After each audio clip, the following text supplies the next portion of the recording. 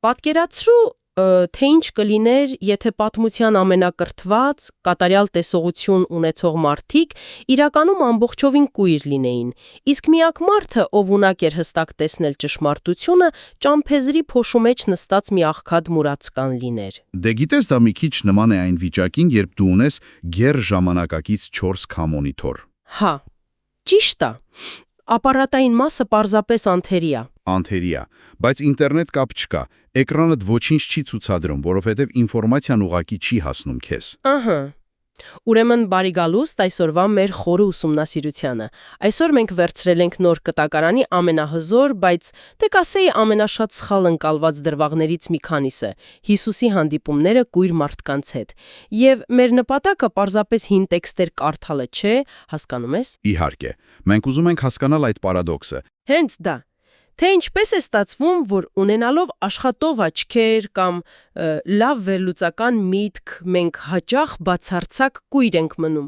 իսկ թվացյալ սահմանափակ մարդիկ ինչ-որ ինտուիտիվ կերպով տեսնում են ամբողջական պատկերը։ Այդ 4K մոնիտորի համեմատությունը իրականում շատ դիպուկ է։ Մենք հակված ենք շփոթել ֆիզիկական տեսողությունը կամ պարզապես ինֆորմացիա ընկալելու ունակությունը իրական գիտակցության հետ։ Լիովին համաձայն եմ։ Եվ այսօրվա մեր աղբյուրները, 4 ավետարաններից վերցված այս պատմությունները, դրանք ուղղակիորեն կոտրում են այդ պատրանքը։ Դրանք ցույց են տալիս հսկայական հոգեբանական անդունդը, տեսանելի փաստերի եւ անտեսանելի իրականության ընկալման միջև։ Ուրեմն, եթե մենք ուզում ենք հասկանալ, թե ինչ է նշանակում իրապես տեսնել, մենք չենք կարող սկսել մեր հարմարավետ կաբինետներից։ Մենք պետք է իջնենք հենց այնտեղ, որտեղ տեղի ունենում պայքարը։ Դեպի փոշոտ ճանապարհները։ Այո, ուստի դու որպես ունկնդիր հիմա արի ինձ այդ առաջին դարի երիկով քաղաք։ Պատկերացրու փոշոտ ճանապարհ, աներևակայելի աղմուկ, Պասեկի տոնին ընդառաջ Երուսաղեմ գնացող հսկայական ամբոխ։ Քաոս, պարզապես քաոս։ Ճիշտ է։ Եվ այդ քաոսի եզրին դարպասների մոտ նստած է Բարտիմեոս անունով մի մարդ։ Նրա անունը նշանակում է Տիմեոսի որդի։ Նրա ամբողջ գոյությունը, նրա սոցիալական կարգավիճակը ուղղակի զրոյական է։ Գիտես, մենք պետք է հասկանանք առաջին դարի սոցիալ-տնտեսական իրականությունը։ Այս դետալն ամբողջությամբ ընկալելու համար։ Այդ ժամանակ կույր լինելը չէր նշանակում ունենալ հաշմանդամության նպաստ։ Կամ ինկլյուզիվ հասարակություն, չէ՞։ Բացարձակապես։ Դա նշանակում էր, որ դու անեծքի տակ ես։ Դու տնտեսական բեռ ես ու չունես որևէ արժեք։ Քո միակ գործառույթը փողոցում նստելն է եւ հուսալը, որ անցորդները իրենց կրոնական պարտքը կատարելու համար մի քանի կոպեկ կգցեն քեզ։ Փաստորեն նա ընդհանրապես դեկորացիա էր այլ մարդկանց կյանքի ճանապարհին։ Լավ ասացիր, հենց դեկորացիա։ Եվ ահա այս մարդը լսում է անսովոր աղմուկ։ Նա հարցնում է, թե ինչ է կատարվում, եւ նրան ասում են, որ Նազովրեցի Հիսուսն է անցնում։ Նա երբեք չի տեսել այս մարդուն, բայց փոխանակ լուր մնալու կամ պարզապես ողորմություն խնդրելու, նա սկսում է բղավել ամբողջ ուժով։ Հիսուս, Դավթի որդի, ողորմիր ինձ։ Այո, եւ ինչ է անում ամբոխը։ Ամբոխը նրան սաստում է։ Մարդիկ փորձում են փակել նրա բերանը։ Նրանց համար նախանգարող հանգամանք է, բայց Բարտիմեոսը ավելի բարձր է գոռում։ Ինձ միշտ հետաքրքրել է այս դետալը։ Ինչու էր ամբոխն այդքան ագրեսիվ։ Արդյոք դա պարզապես էլիտիզմ էր։ Էլիտիզմ կար, բայց այստեղ կա շատ ավելի վտանգավոր քաղաքական եւ սոցիալական ենթատեքստ։ Ուշադրություն դարձրու, թե ինչպես է նա դիմում նրան։ Դավթի որդի։ Ճիշտ է, սա պարզապես հարգալից դիմելաձև չէր։ Դա ուղիղ մեսիական տիտղոս էր։ Ռոմեական օկուպացիայի տակ գտնվող Իսրայելում փողոցի մեջտեղում ինչ-որ մեկին Դավթի որդի, այսինքն օրինական թագավոր անվանելը կարող էր դիտվել որպես պետական դավաճանություն Հռոմի դեմ։ Վաու, լուրջ, այսինքն նա իրեն հարվածի տակ էր դնում։ Միանշանակ, ամբոխը փորձում է լռեցնել նրան ոչ միայն այն պատճառով, որ նա նյարդայնացնող մուրացկան էր, այլև որովհետև նա ստեղծում էր պայթյունավտանգ իրավիճակ։ Սա անհավանական ռիսկ էր Բարտիմեոսի կողմից։ Նա իր կյանքը դնում է զոհասեղանին մի բանի համար, որը երբեք չէր էլ տեսել իր աչքերով։ Այսինքն նա գնում է ընդդեմ հոսանքի, ընդդեմ ողջ հասարակական ճնշման։ Եվ դա աշխատում է։ Աշխատում է, Հիսուսը կանգ է առնում հսկայական ամբոխի մեջ եւ ասում. «Կանչեցեք նրան»։ Եվ ահա այստեղ է մեր աղբյուրների ամենախենթ դետալներից մեկը։ Բարտիմեոսը ոտքի է թռչում եւ դեն է նետում իր վերյարկուն։ Ահա, վերյարկուն։ Հիմա մեր ժամանակակից ունկնդրի համար վերյարկուն դեն նետելը նշանակում է պարզապես ազատվել ավելորդ հագուստից, որ արագ վազես։ Բայց արի չմոռանանք, թե ինչ էր վերյարկուն այն ժամանակվա մուրացկանի համար։ Դա ուղղակի կտոր չէր, Դա նրա տունն էր գիշերը։ որը ծառայում էր որպես պաշտոնական մուրացկանության իրավունք կամ արտոնագիր տվյալ քաղաքում։ Բացարձակապես։ Այդ վերարկուն նրա ինքնությունն էր։ Դա նրա սոցիալական ապահովագրությունն էր, նրա կոմֆորտի զոնան։ Առանց դրան ընդհանրապես ոչինչ էր։ Նույնիսկ մուրացկան չէր։ Փաստորեն նա այրում էր կամուրջները։ Դեն նետելով վերարկում նախքան բժշկվելը, նա էականորեն այրում էր իր հետևի բոլոր կամուրջները։ Սա ամենակարևոր մեխանիզմն է այս պատմության մեջ։ Նա գործում այնպես, կարծես արդեն տեսնում է, նախքան աչքերի բացվելը։ Դա արմատական հավատ է։ Լավ, նա մոտենում է առանց վերյարկուի խարխափելով, ակնահայտորեն կույր։ Եվ Հիսուսը նրան տալիս է մի հարց, որը ինձ մոտ միշտ հակասական զգացողություններ է առաջացնում։ Ինչ ես կամենում։ Ահա, նա հարցնում է. «Ինչ ես կամենում, որ անեմ քեզ համար»։ Սպասիր մի րոպե։ Ինչու տալ այդ հարցը։ Չէ՞ որ ակնհայտ է։ Մարդը կույր է, նա տեսողություն է ուզում։ Արդյոք սա ավելորդ բյուրոկրատիա չէր հրաշքից առաջ։ Նման է դրան, բայց իրականում ոչ, որովհետև ինտենցիան, մտադրությունը պետք է դուրս գա մարդու միջից։ Այսինքն նա պետք է բարձրաձայներ դա։ Այո,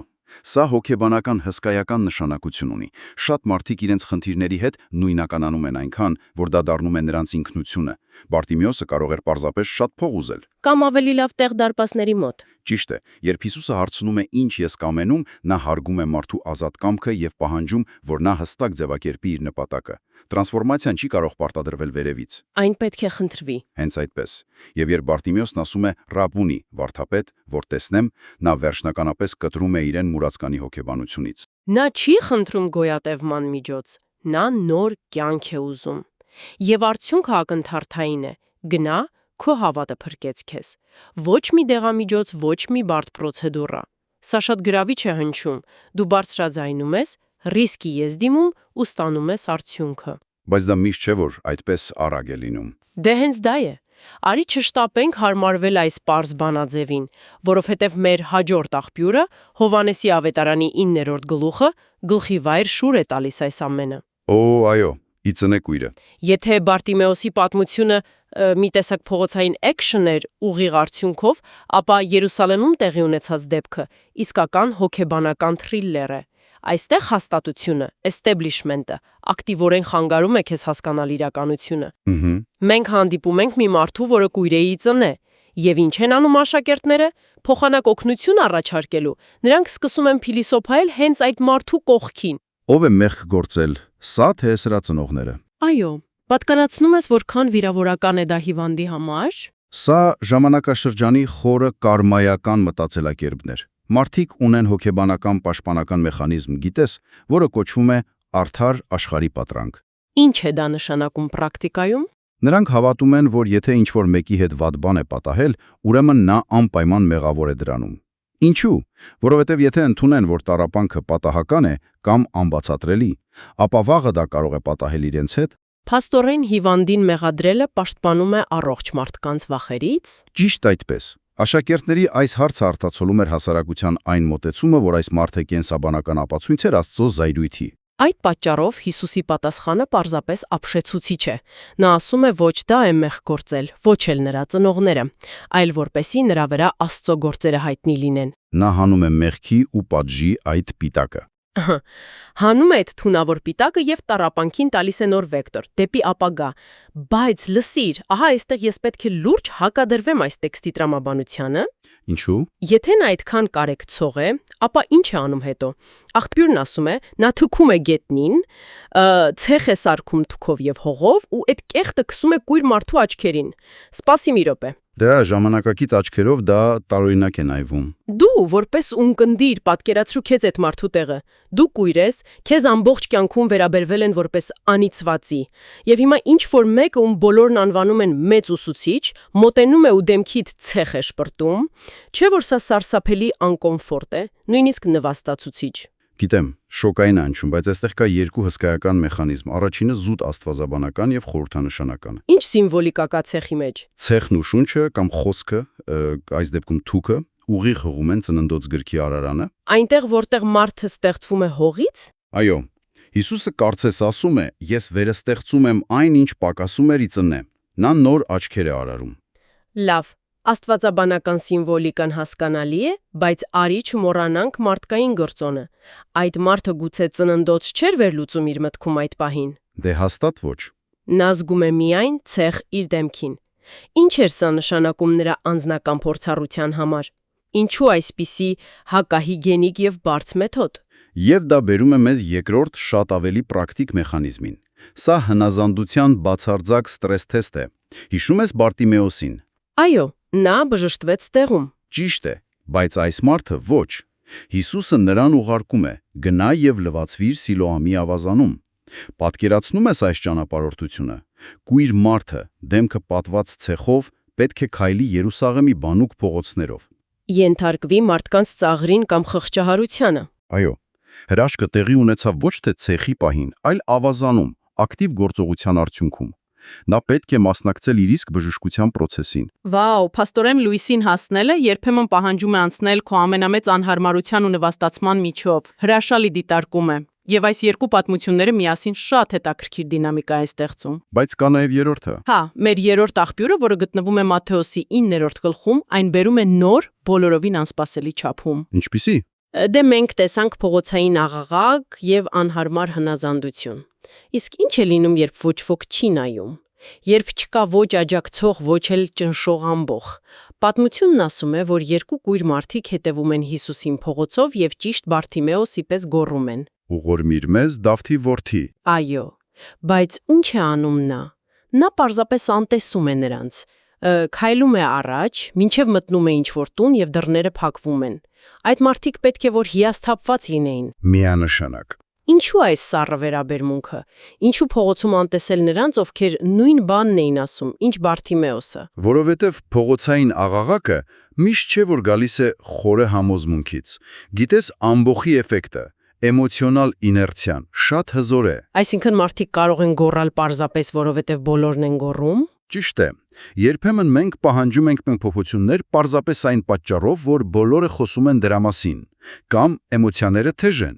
Բայց իսկական փոփոխությունը պահանջում է անձնական դրդապատճառ։ Անտեսելով նրանց հրապարակավով, նա ստուգում էր նրանց մոտիվացիայի խորությունը։ Լուրջ, ուրեմն դա թեստ էր։ Հա,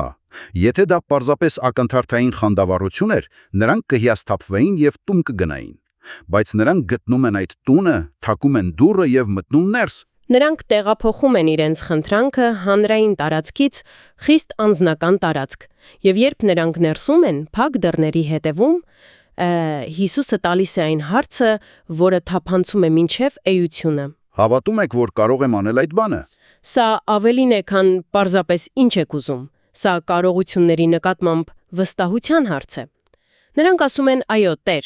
եւ հետևում է մի նախադասություն, որն ըստ էության բացատրում է հրաշքի ֆիզիկան ամբողջ նոր կտակարանում։ Ըստ ձեր հավատի թող լինի ձեզ։ Ուշադրություն դարձրու, նա չի ասում ես որոշեցի բժշկել ձեզ։ Նա ասում է ըստ ձեր հավատի։ Ասես նա դրեց վերջին կտորը մի փազլի մեջ, որն արդեն հավաքված էր նրանց ներսում։ Հրաշքը տեղի չի ունենում որպես մոգական խոսք։ Դա համապատասխանություն է մարդու ներքին տարողունակության ու պատրաստակամությանը։ Եթե ներսումդ դատարկ է գիտես, անգամ ամենամեծ լույսը չի կարող բռնկվել այնտեղ։ Շատ ճիշտ ես նկատում այդ համապատասխանության գաղափարը։ Աստված փաստորեն չի շրջանցում մարդկային հոգեբանությունը կամ ազատ կամքը։ Այո, ֆիզիկական հպում աչքերին այդ տան ներսում պարզապես հաստատումն էր այն բանի, ինչ արդեն կատարվել էր նրանց հոգիներում։ Երբ նրանք դեռ փողոցով էին քայլում։ Ճիշտ է։ Նրանք արդեն որոշել էին, որ տեսնելու են։ Եվ այս ամենը մեզ բերում է գլխավոր շարժիչ հարցին, այն պարադոքսին, որով մենք սկսեցինք մեր խորասուզումը։ Միավորելով այս երեք պատմությունները՝ Երիքովի Բարտիմեոսին, Երուսաղեմի ցեխոտված կույրին եւ տանը փակված երկու մարդկանց, մենք տեսնում ենք մի ցնցող ընդհանրություն։ Այն, որ նրանք բոլորը տեսան ճշմարտությունը մինչև իրենց աչքերի բացվելը։ Այո, այս բոլոր մարդիկ ֆիզիկապես կույր էին, երբ սկսեցին իրենց ճանապարհը դեպի Հիսուսը։ Նրանք երբեք չէին տեսել նրա դեմքը, նրանք չէին կարդացել աստվածաբանական գրքեր։ Պարզապես որովհետև չէին կարող կարդալ։ Հենց այդպես, նրանք ունեին զրո վիզուալ ինֆորմացիա, բայց նրանք նրան ճանաչեցին որպես Մեսիա,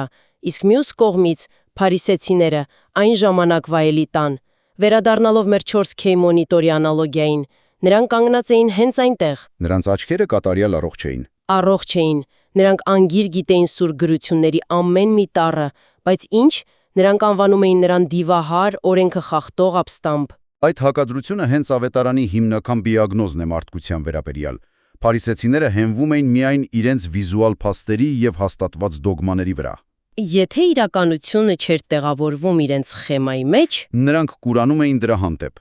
Մինչդեռ մուրացկանները չունեին կորցնելու ոչինչ, բացի իրենց մթությունից։ Նրանք ապավինեցին ինտուիցիային, հոգևոր ընկալմանը, ինչը ցույց է տալիս, որ իրական տեսողությունը երբեք միայն աչքերի ֆունկցիա չէ։ այն սրտի եւ գիտակցության բացությունն է նորին։ Նույնիսկ եթե դա պահանջում է քանդել հին համոզմունքներդ, դու որ հիմա լսում ես մեզ, մի պահ մտածիր այս մասին քո կյանքի կոնտեքստում։ Լավ առաջարկ է։ Քանի անգամ ես դու եղել ես փարիսեցու դերում, երբ դու ունես բոլոր հնարավորությունները, գերազանց կրթություն, դու կարծացել ես բոլոր ճիշտ կրքերը, փաստերը քո դիմաց են շարված, բայց դու կայացնում ես աղետալի սխալ որոշում։ Կամ բաց ես թողնում լավագույն հնարավորությունը, որովհետև այն չէր համապատասխանում քո սպասելիքների սխեմային։ Ճիշտ է, եւ քանի անգամ ես տեսել մարդկանց, որոնց հասարակությունը համարում է ոչ այնքան խելացի կամ սահմանափակ ռեսուրսներ ունեցող, որոնք ինչ-որ 6-րդ զգայարանով բռնում են կյանքի ճշմարտությունը եւ անում են ճիշտ քայլ։ Այս հին պատմությունները անհավանականորեն արդիական են։ Դրանք մեզ տալիս են գործողությունների շատ հստակ քարտեզ։ Որոնք են այդ քայլերը։ Առաջինը՝ չլռել, երբ զգում ես, որ ճշմարտությունը մոտ է, ինչպես Բարտիմեոսի հարատևությունը։ Երկրորդը՝ պատրաստ լինել անկոմֆորտ ու անտրամաբանական թվացող գործողությունների, ինչպես ցեխն ու ավազանը։ Եվ երրորդը՝ հասկանալ, որ խորքային փոփոխությունները պահանջում են փակ դռների հետևում քո անձնական այոն ասելու որոշումը։ Սա ուղղակի ֆանտաստիկ ամփոփում է, սակայն մինչ մենք կավարտենք մեր այսօրվա զրույցը, ես ուզում եմ, որ մենք կանգ առնենք մեր աղբյուրներում առկա մի վերջին գրեթե աննկատ դետալի վրա։ Ուր դետալի։ Սա այն միտքն է, որը ես ուզում եմ, որ դու, մեր ունկնդիրը, տանես քեզ հետ այսօր։ Վերադառնանք Բարտիմեոսին։ Ավետարանն ասում է, որ երբ նրա աչքերը բացվեցին, տրամաբանական է, որ այդքան տարի կույր լինելուց հետո մարդն ուզենար գնալ տեսնելու իր ընտանիքին, ընկերներին։ Կամ գուցե գտներ նոր գործ, քանի որ այլևս մուրացկան չէր, նա ուներ բոլոր հիմքերը վերադառնալու հասարակություն։ Բայց տեքստն ասում է մի շատ պարզ, բայց խորը բան։ Նա սկսեց տեսնել եւ ճանապարհի վրա հետևեց Հիսուսին։ Վաու, սա ամենակարևոր հոգեբանական շրջադարձն է։ Ֆիզիկական բժշկությունը պարզապես վերականգնում է կորցրածը, բայց հոգևոր բացահայտումը ստեղծում է նոր ուղեցիր։ Իմաստալից է։ Եթե դու իսկապես տեսել ես լույսը, դու այլևս չես կարող վերադառնալ քո նախկին կյանքին։ Քո հին վերարկուն մնացել է ճամփեզրին, եւ դու չես կարող գնալ ու նորից հագնել այն։ Հենց դա է, երբ քո աչքերը վերջապես բացվում են, դու չես կարող ձևացնել, թե դա չի եղել։ Դու չես կարող վերադառնալ այն նույն ապահով, բայց խավար անկյունը եւ շարունակել մուրացկանություն անել այնտեղ։ Նոր տեսողությունը, նոր պատասխանատվություն է եւ նոր ճանապարհ։ Համաձայն եմ լիովին։ Այնպես որ այսօրվա մեր զրույցից հետո ուզում եմ քեզ թողնել այս մտքի հետ։ Մտածիր քո սեփական կյանքի մասին։ Երբ դու վերջապես համարձակություն ունենաս դեն նետելու քո կոմֆորտի վերարկուն եւ սկսես հստակ տեսնել այն, ինչ նախկինում քեզ համար պարուրված էր մթությամբ, ինչն է այն փոշոտ ճամփեզրը, որը դու պետք է ընդմիշտ լքես քայլելու համար դեպի քո նոր իրականությունը։ Շնորհակալություն, որ այսօր մեզ հետ էիք, որ հարցադրումներ արեցիք ձեր իսկ մտքում ու փորձեցիք տեսնել անտեսանելին։ Մինչ նոր հանդիպում մեր հաջորդ խորը ուսումնասիրություններում